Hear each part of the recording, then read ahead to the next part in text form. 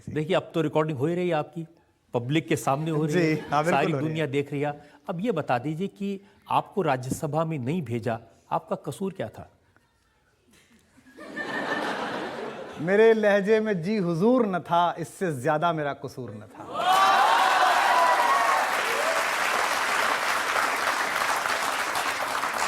मनीष सिसोदिया ये कह रहे हैं कि ये खामखा फन्ने का बन रहे थे, इनका तो नाम ही लिस्ट में नहीं था, कंसिडर ही नहीं किया। दरअसल पंचतंत्र यह कहता है कि षड्यंत्र भी बनाओ तो पूरी योजना के साथ बनाओ। अब वो कह रहे हैं कि मेरा नाम नहीं था, फालतू में नाम उछाल रहे मीडिया वाले लोग। जब पीएससी की मीटिंग शुरू हुई तो मुझे ना बुलाने के पीछे तर्क ये था कि इनका नाम है इसलिए इन्हें नहीं बुला रहे हैं। उसके बाद जिनका नाम था कि आज पीएससी कर रहे हैं, सब बैठेंगे, सोचेंगे, विचार विमर्श होगा, करोड़ों कार्यकर्ता ध्यान लगा रहे हैं। पता चला कि जो एफिडेविट भरा गया वो तो 30 दिसंबर को ही खरीद लिया गया था। तो छोटी छोटी पार्टियां भी थोड़ा सा डेकोरम रखती हैं, स्वराज रखती है, ट्रांसपेरेंसी रखती हैं। अंडमान पे पार्टी मनाने जाइए, पर पार्टी के कार्यकर्ताओं को अंडमान मत समझिए। वो बहुत समझदार हैं, वो सब देखते हैं। तो थोड़ा सा अगर कुछ भी करिए तो योजना ठीक बनाइए। तो इन बातों पे क्या ध्यान देना कि मेरा नाम नहीं था, कोई आवश्यकता नहीं है। लेकिन किसने मशवरा किया आपसे कि किसको भेजें राज्यसभा में, नहीं भेजें? नहीं, मुझसे कोई मशवरा नहीं किया। क्या मेरी मशवरे की क्या आवश्यकता है? मेरी तो चुनाव की रैलियों की आवश्यकता है, इन कार्यकर्ताओं की क्या आवश्यकता है? अब लोग लिख रहे हैं कि कार्यकर्ता तुमसे पूछ के करेंगे हम काम, ऐसा लिख रहे हैं। पार्टी के ऑफिशियल जो स्पोक पर्सन है वो कह रहे हैं कि तुम ट्विटर पे तुमसे पूछें किसे बनाए ना किसे बनाए। तो ये सब दरअसल क्या है, भारतीय जनता, भारतीय कार्यकर्ता जो लोग हैं ना, ये बड़े ध्यान रखते हैं, चीज़ों को गिनते रहते हैं। कॉमनवेल्थ के टाइम सोनिया गांधी जी को भी ये गलत फहमी थी कि जनता नहीं जान रही है, कार्यकर्ता नहीं जान रहा है। जब हम चुनाव लड़े तो 9 महीने की सरकार में मोदी जी को भी ये गलत फहमी थी कि जनता नहीं जान रही है, कोई दिक्कत नहीं, मैं जिता ले जाऊंगा। लेकिन जनता गिनती रहती है और शिशुपालों के 99 गालियों तक चुप रहती है। 100वां अपराध होते ही सत्ता का सिर कट जाता है, अहंकार का सिर कट जाता है। तो मैं यही चाहता हूं कि ईश्वर कुछ लोगों को अहंकार के कोप से बचाए, भगवान उन्हें ऐसी कोई सजा ना दे जो कार्यकर्ता दे या जनता दे, वो सब बने रहें, ठीक रहे। लेकिन इतनी कंसर्न था, इतनी परेशानी थी, तो आपके बड़े भाई हैं अरविंद केजरीवाल, कहते हैं कुमार विश्वास मेरा छोटा भाई है, तो छोटा भाई जाके बड़े भाई से बात ही कर लेता। मैंने कोशिश की, बात नहीं हो पाई। लेकिन मेरा निवेदन है कि वो मेरे नेता बने रहें, क्योंकि अन्ना जी उनके पिता थे, योगेंद्र यादव बड़े भाई थे। मुझे जो छोटा भाई कहा था तभी लोगों ने मुझे बधाई दे दी थी। आज से 7 महीने पहले मुझे लोगों ने बधाई दे दी थी कि आप अब छोटे भाई हो गए हैं, तो आप अपने तैयारियां कर लें। तो मैं अनुरोध करता हूं कि ये परिवार ना बढ़े, पार्टी बढ़े, लोग बढ़े, नेता रहें, सब कुछ ठीक है। लेकिन वो बड़े बड़े लोग को लाना चाहते थे। मैंने सुना कि अरुण शौरी को लाना चाहते थे, रघुराम राजन को लाना चाहते थे, यशवंत सिन्हा के पास भी गए थे, लेकिन कोई तैयार नहीं हुआ। 18 लोग तैयार नहीं हुए। रजत जी, सोच का विषय है कि जब हम आंदोलन कर रहे थे, जब हम पार्टी चला रहे थे, पहली बार हमने चुनाव लड़ा, तो बड़े बड़े लोग, मानद लोग अपने क्षेत्रों के हमारे साथ खड़े होने पर गर्व अनुभव करते थे। वो कहते थे हम एक बड़ी लड़ाई का हिस्सा है। क्या हमारे सारे कार्यकर्ता ये नहीं सोचेंगे कि देश के 18-19 लोगों ने हमारे साथ खड़े होने से मना क्यों कर दिया? थाली में सजा हुआ कार्यकर्ताओं, विधायकों का कमाया हुआ राज्यसभा का टिकट उन्होंने लौटा क्यों दिया? रघुराम राजन बहुत बड़े व्यक्ति हैं, लेकिन जब उन्होंने, उनके पीए ने कहा कि हमको नहीं बनना है, तो वो मेरा अपमान था, वो लाखों लाख कार्यकर्ताओं की मेहनत का अपमान था। इसका मतलब हम में कोई ऐसी बात है। अब ये कहना कि पूरा देश मोदी से डरता है, ये गलत बात है, क्योंकि उस कांग्रेस से न डरने वाले बहुत सारे लोग नौकरियां छोड़कर फेंक कर, मुझ जैसा आदमी 17 वर्ष काम कर रहा था मैं विश्वविद्यालय में। एक दिन टीवी के बहस में कांग्रेस के दिग्विजय सिंह जी ने मुझ पे कहा कि कॉलेज कितने दिन जाते हो? मैंने कहा नहीं जाता, ये रखो इस्तीफा, कल से तुम्हें ही देखूंगा। 1 सेकंड में नौकरी छोड़ दी थी। ऐसे हजारों लोगों ने नौकरी छोड़ी है। आज क्या चक्कर है कि लोग हमारी राज्यसभा लेने को तैयार नहीं है? तो हमें भी विचार करना पड़ेगा। वो उच्च सदन है, वहाँ बड़े बड़े लोगों की आवाज़ गूंजी है, अटल जी से लेकर इंदिरा जी तक, जिनके यहाँ चेहरे लगे हुए हैं, चाहे वो पटेल हों, उनकी आवाज़ गूंजी है। तो ये भी तो बड़ा, ये बड़े बड़े लोग नहीं जाना चाहते थे राज्यसभा में आम आदमी पार्टी की तरफ से, तो आप क्यों जाना चाह रहे थे? नहीं, मैं तो देखिए, मैं जाना चाहता था, मैंने कभी इस बात को छुपाया नहीं। ये बड़ी फालतू किस्म की राजनीति होती है कि आप राज्यसभा जाना चाहेंगे? जी नहीं, जो पार्टी डिसाइड करेगी, मैं तो कार्यकर्ता हूं। मैं क्या कार्यकर्ता भाई? आपको लगता है आप, दिग्विजय सिंह आपको बहस के लिए बुलाता है कि आओ बहस कर लो, आप कहते हो मैं नहीं आ रहा, मेरी ओर से कुमार आ रहा है। आपको संदीप दीक्षित कहते हैं आ भाई बहस कर, आप कहते हैं नहीं मेरी ओर से मैं नहीं आ रहा, कुमार आ रहा है। चैनल के संपादक आपको ललकारते हैं कि आओ सीधी बहस करो, आप कहते हो आ रहा कुमार विश्वास, चल कर बहस। अब जब अंदर बहस करने वाला नहीं, गुप्ता आ रहा है, इससे बहस कर। ये क्या तरीका है भाई? मैं कोई भी कार्यकर्ता अगर वहां हो, और मुझे दुख तो इस बात का है कि आशुतोष जैसे बड़े पत्रकार, संपादक जो बहुत अच्छा बोलते हैं, वो भी जाते हैं, लेकिन असहमति हो सकती है। मैंने अपनी असहमति प्रकट कर दी थी और उन्होंने मेरी असहमति का संज्ञान लेना भी आवश्यक नहीं रखा। एक लोकतांत्रिक प्रक्रिया होती है कि पीएसी में तो बुला लेते, उसके लिए भी मुझे जरूरी नहीं रखा। तो कार्यकर्ता भी देख रहे हैं, देश भी देख रहा है, ये समाप्त तो होगी नहीं। किसी को भी ये भ्रम हो जाए कि पृथ्वी साथ जाएगी, उसके तो होगी नहीं। और राजनीति पूर्णकालिक कार्य भी नहीं है। लेकिन जब एमएलए चुने थे अरविंद केजरीवाल ने, उन्होंने कहा था कि मैं चुन चुन के हीरे लाया हूं। तो अब जो 2 हीरे राज्यसभा के लिए लाए हैं, एक एनडी गुप्ता जी हैं, एक तो काफी बड़ा हीरा है। तो जो एनडी गुप्ता जी हैं, इनके बारे में मैंने पढ़ा तो पता चला कि ये आम आदमी पार्टी के अरविंद केजरीवाल के इनकम टैक्स के सारे केसेस हैंडल करते हैं, उनसे बड़े प्रभावित हैं। देखिए, जब हम आंदोलन कर रहे थे तो हमको मना करना पड़ता था कि अब और पैसे मत दीजिए, हमारा हो गया काम। शुरुआत में जब हम लगे थे, लड़े थे लोगों को लेके, तो बिल्कुल खाली पैसे के लोग थे। संतोष कोहली का वो प्रकरण मशहूर है, जिसमें मैंने कहा था मैं लड़ाऊंगा, उसने कहा भाई लड़ाएगा, मैंने कहा हाँ तुझे मैं लड़ाऊंगा।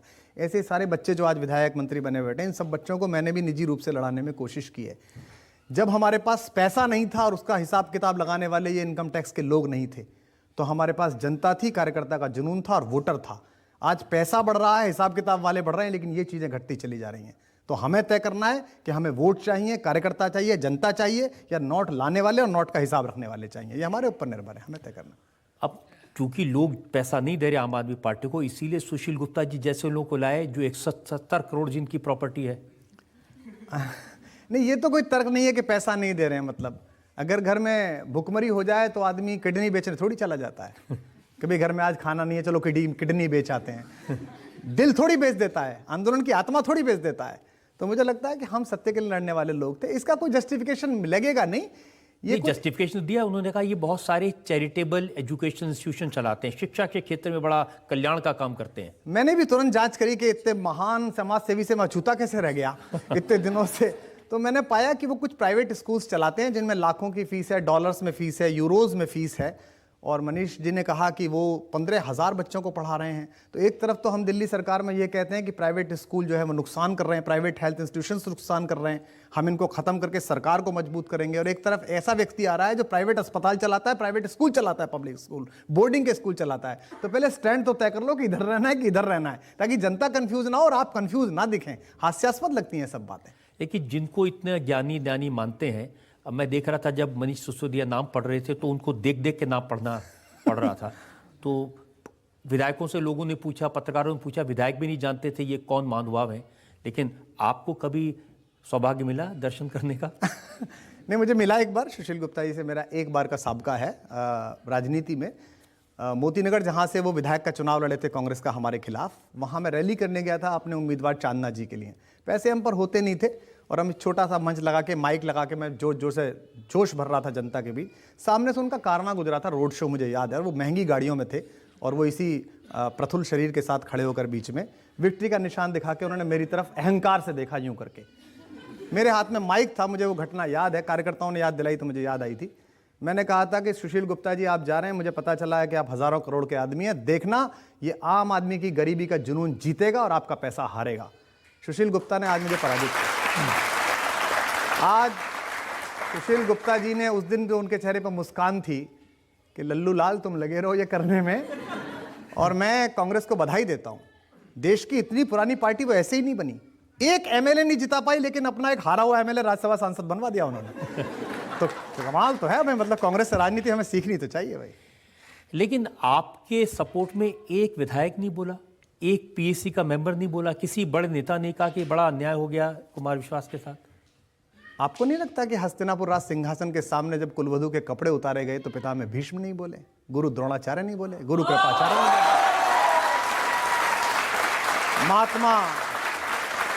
महात्मा विदुर नहीं बोले, लेकिन महर्षि व्यास के दंड विधान से कोई बचा नहीं।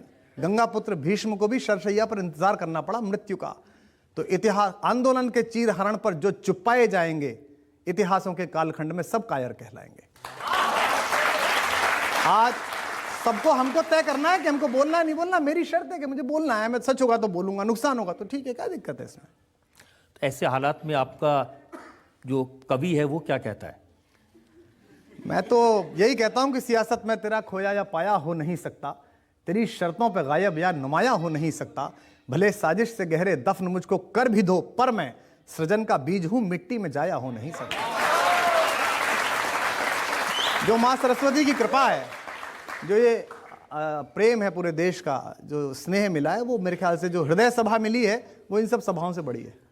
केजरीवाल जी आपके पुराने साथी हैं, आपने मिलकर के संघर्ष किया, आप पार्टी के स्टार कैंपेनर हैं, हर इलेक्शन में आपकी जरूरत पड़ती है, जाते हैं, लोकप्रिय भी हैं, कविताएं भी आपके लोग सुनते हैं, आपके फॉलोअर्स हैं सोशल मीडिया में, इतना सब कुछ है, तो कोई ना कोई वजह तो होगी कि अरविंद केजरीवाल ने सोचा कि इसको राज्यसभा में ना भेजा जाए।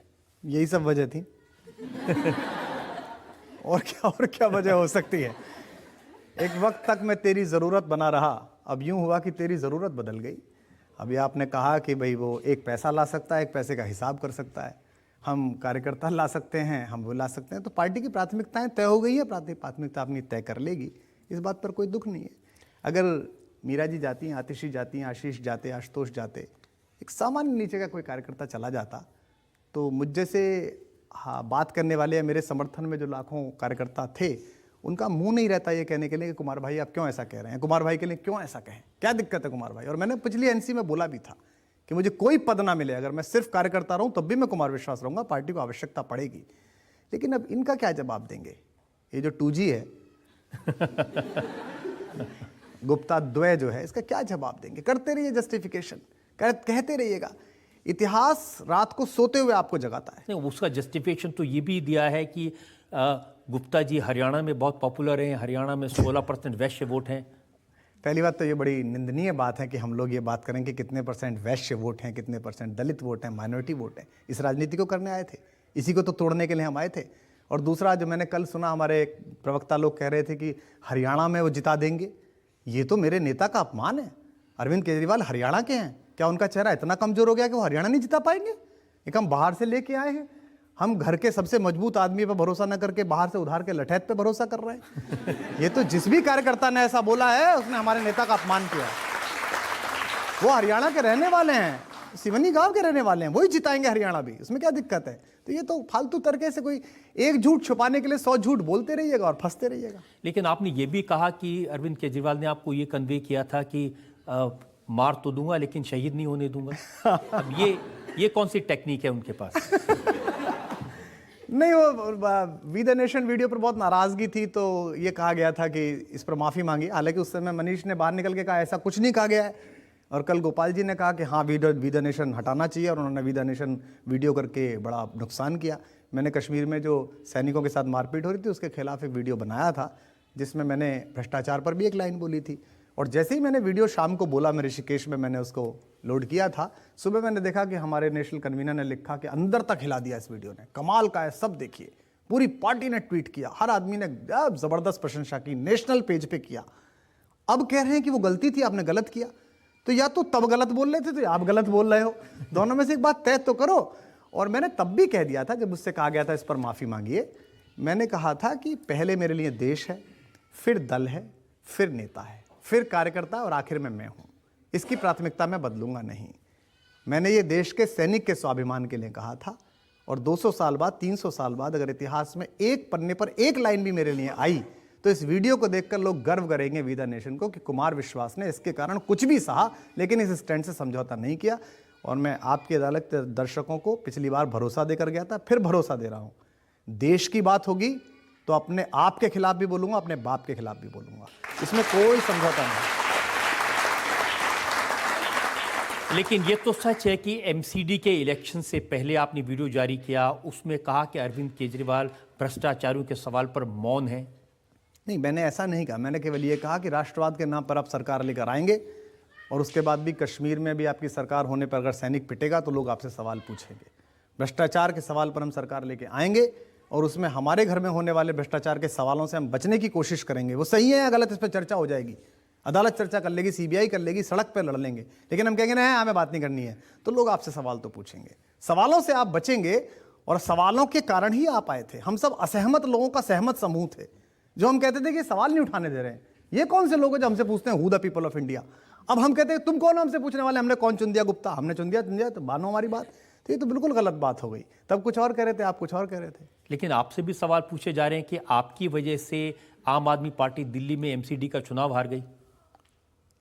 अगर मैं इतना बड़ा नेता हूं कि मेरे होने से दिल्ली में सरकार बन जाती है और ना होने से हार जाती है, तो मेरा तो बड़ा आदर करना चाहिए, बड़ा सम्मान पार्टी को करना चाहिए कि भाई कुमार विश्वास तो बहुत आवश्यक है। मुझे नहीं लगता कि मेरी वजह से हारी, हजारों हजार कार्यकर्ता लगे, नीतियों में कुछ गड़बड़ रही होगी। हम अपनी बात पंजाब आप चुनाव में प्रचार करने नहीं गए, गोवा प्रचार नहीं गए, वहां भी पार्टी हारी।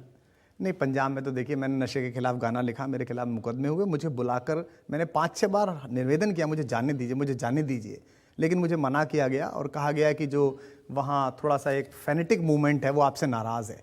और आज मैं अमेरिका जाता हूँ, कहीं भी जाता हूँ तो मैं देखता हूँ जहाँ भी मैं जाता हूँ मेरे शो के बाहर 15-20 खालिस्तान समर्थक और हिंदुस्तान मुर्दाबाद का नारा लेके लोग आ जाते हैं, कुमार विश्वास मुर्दाबाद, हिंदुस्तान मुर्दाबाद।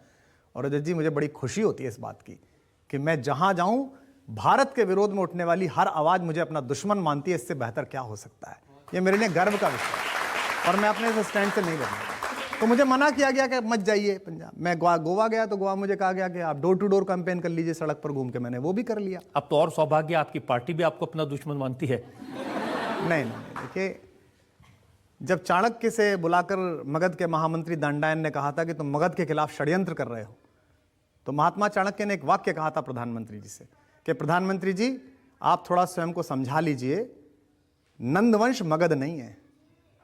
तो 2 लोग या 3 लोगों की जो मंडली है वो आम आदमी पार्टी नहीं है। आम आदमी पार्टी लाखों करोड़ों लोग हैं जो सड़क पर बाहर खड़े हुए आपकी प्रतीक्षा करते हैं। तो 2 लोग 3 लोग ये सोचें कि वो मेरा विरोध कर रहे हैं, वो मेरे खिलाफ षड्यंत्र कर रहे हैं। पार्टी का हर कार्यकर्ता किसी को जी बोलता होगा, मुझको आज भी कुमार भैया बोलता है, और ये मेरी ताकत है, मेरी शक्ति है अपनी पार्टी में। लेकिन आप खुद ही कहते हैं कि अभिमन्यु की तरह मारे जाएंगे। हाँ, अगर आप महारथी किसी को घेर लेंगे, कभी तब कुछ और कहेंगे, अब कुछ और कहेंगे, एफिडेविट पहले तैयार हो जाएगा, पीएसी बाद में होगी, तो लोगों को तो शक तो होगा ही। लेकिन अभिमन्यु जिस दिन युद्ध करने गए, मुझे प्रसंग याद आया, तो उन्होंने सबके पैर छुए, तो सब ने कहा कि विजयी भव, विजयी भव, विजयी भव। मामा के पैर छुए कृष्ण के, तो कृष्ण ने कहा यशस्वी भव। अभिमन्यु की माँ को थोड़ा दुख हुआ।